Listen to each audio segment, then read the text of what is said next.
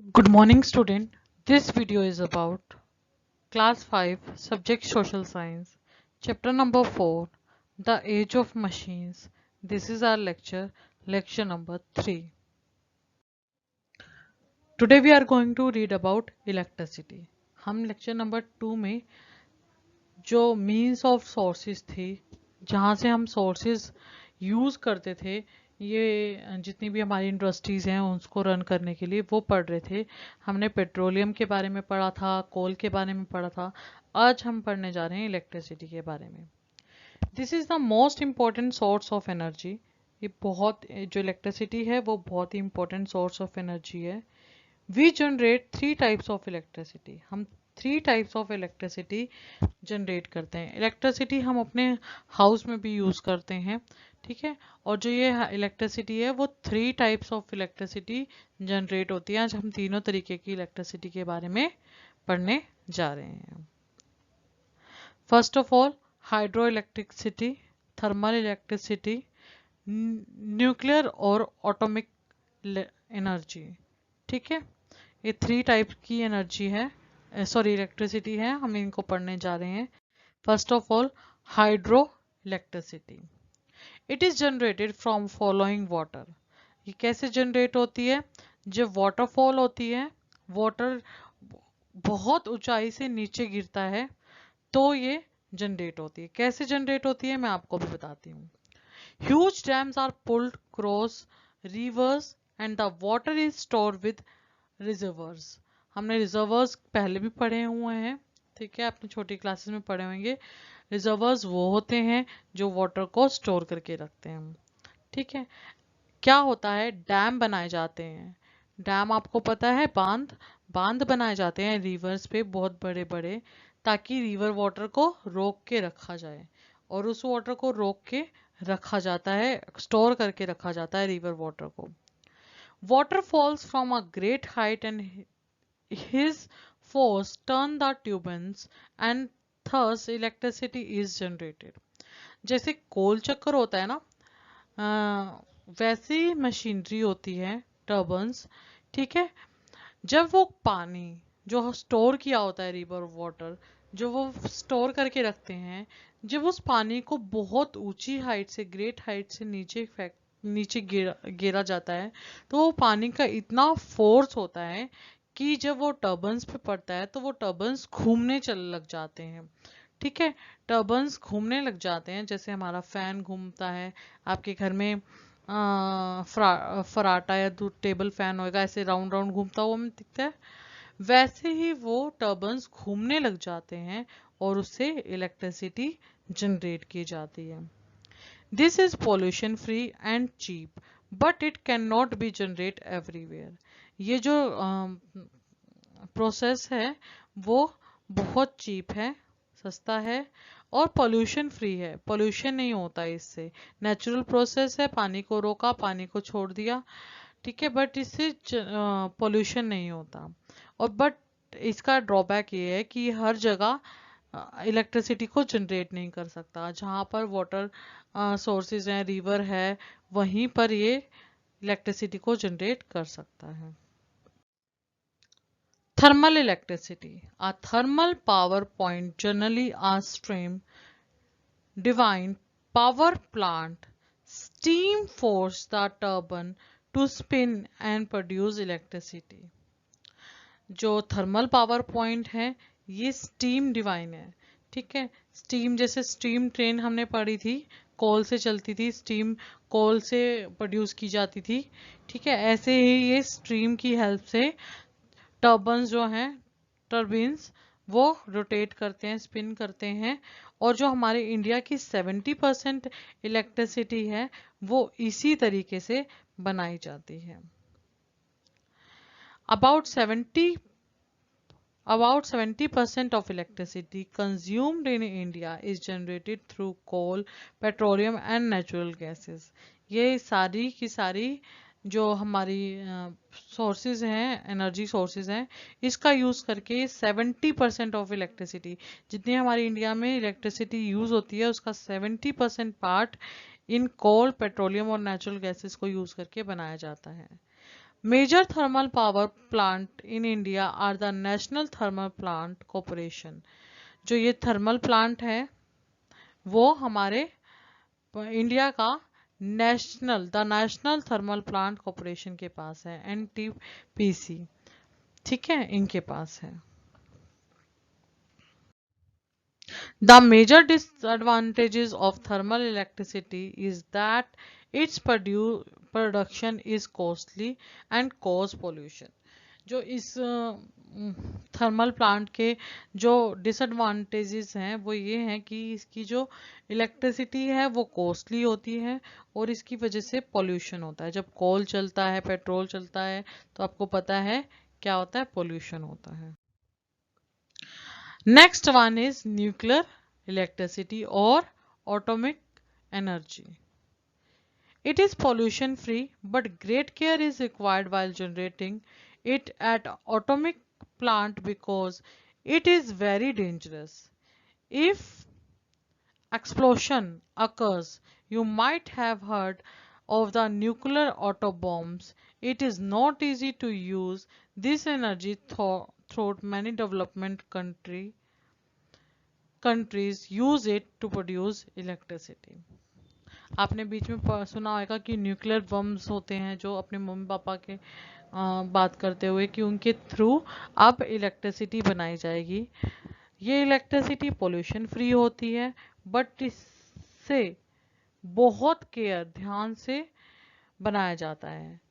मतलब इसके through electricity generate करने के लिए बहुत ज़्यादा केयर की ज़रूरत होती है, क्योंकि ये बहुत ही ज़्यादा डेंजरस है।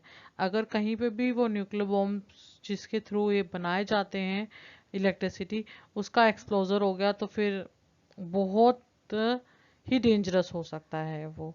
कुछ जो कंट्रीज़ हैं, डेवलप्ड कंट्रीज़ हैं, वो इसकी हेल्प से इलेक्ट्रिसिटी प्रोड्यूस कर रही हैं। Now other sources of energy: solar energy, wind energy, geothermal energy and tidal energy are other sources of energy. These are renewable sources. They will never get exhausted and are pollution free also.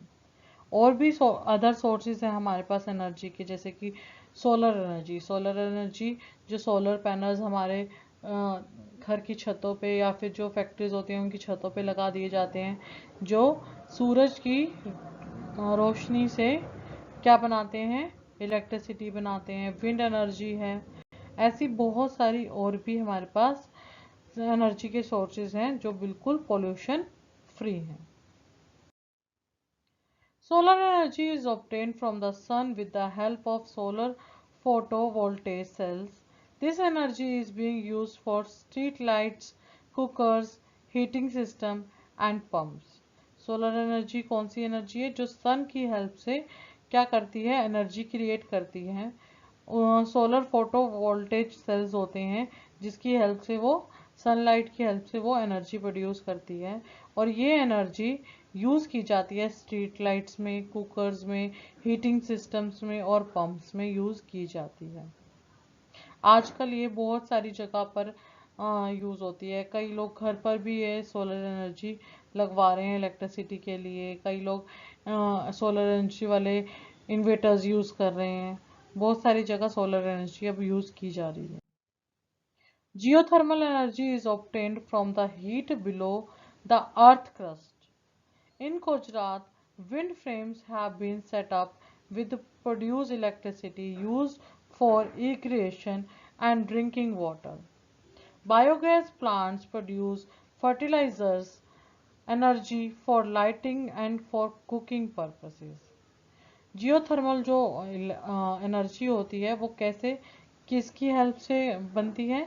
जो हमारी धरती के नीचे heat है उसकी help से बनती है। गुजरात में ये विंड फार्म्स सेटअप किए गए हैं जो एनर्जी प्रोड्यूस करते हैं।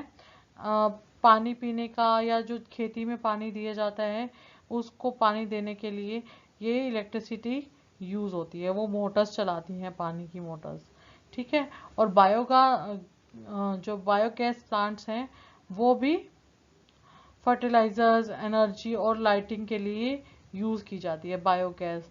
आपने सुना होगा कि जो हम डोमेस्टिक एनिमल्स रखते हैं जैसे कि काऊ, बफेलो, ठीक है, इनके जो डंग होता है उसको उसको यूज़ करके बायोगैस बनाई जाती है, जो कि किस लिए यूज़ होती है?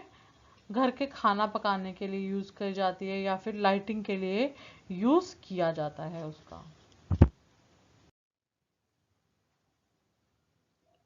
नाउ बेटा, today's homework, class 5, subject social science, chapter 4, the age of machines, lecture number 3, homework.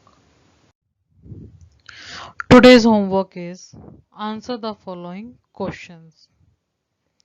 Question number 1 is, how did the new machines help in mass scale production? I repeat, how did the new machines help in the mass scale production? हमने ये lecture number 2 में पढ़ा था कि कैसे new machines ने cost थी जो प्रोडक्शन की वो कम कर दी थी और कैसे उन्होंने हेल्प की थी मास स्केल में। तो आपको ये ध्यान से क्वेश्चन रीड करना है और उसका आंसर अपनी फेयर नोटबुक में लिखना है। अगर if you don't have your fair notebook you can write in rough notebook. Question number 2 is, by whom was the printing press invented? Write down two advantages of printing machine. I repeat, by whom was the printing press invented? Write down two advantages of the printing machine. ये भी बेटा हमने printing press के बारे में lecture number 2 में पढ़ा था, किसने इन्वेंट की थी और उसके क्या क्या एडवांटेजेस थे प्रिंटिंग प्रेस के। ये हमने दोनों चीज़ें लेक्चर 2 में रीड की थी। आप लेक्चर 2 को दोबारा से सुन सकते हैं और वहाँ से आंसर्स को नोट डाउन कर सकते हैं। और आप ये होमवर्क मुझे फिर अपने मेल आईडी के थ्रू या फिर अपने व्हाट्सएप नंबर के थ्रू मेरे पास भेज सकते हैं, ठीक है बेटा। और अगर आपको कोई डाउट्स हैं तो वो भी आप इस लेक्चर के मेरे को अपने मेल या व्हाट्सएप के थ्रू भेज सकते हैं।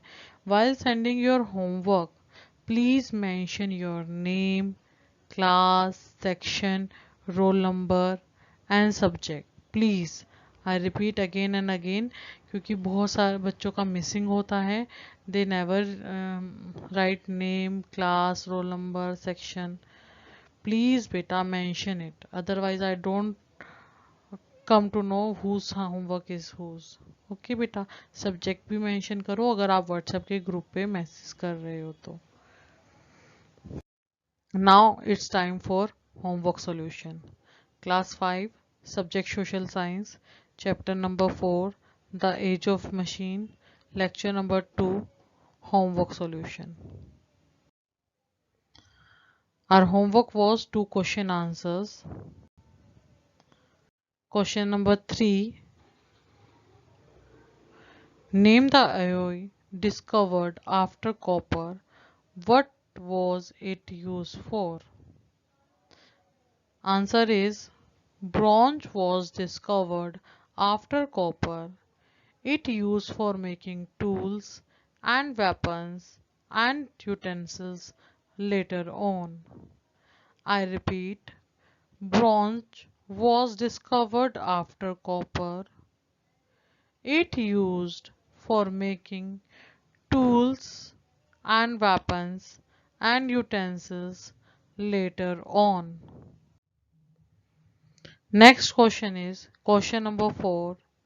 Name the country where the Industrial Revolution took place. Give one reason for the change. Answer is, the Industrial Revolution began in England and industry needed favorable factors which were all available in Britain. Iron ore and coal were available in large quantities. Britain had colonies across the globe from where raw material like cotton were brought.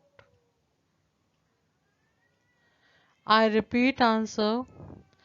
The Industrial Revolution began in England, and industry needed favorable factors which were all available in Britain. Iron ore and coal were available in large quantities.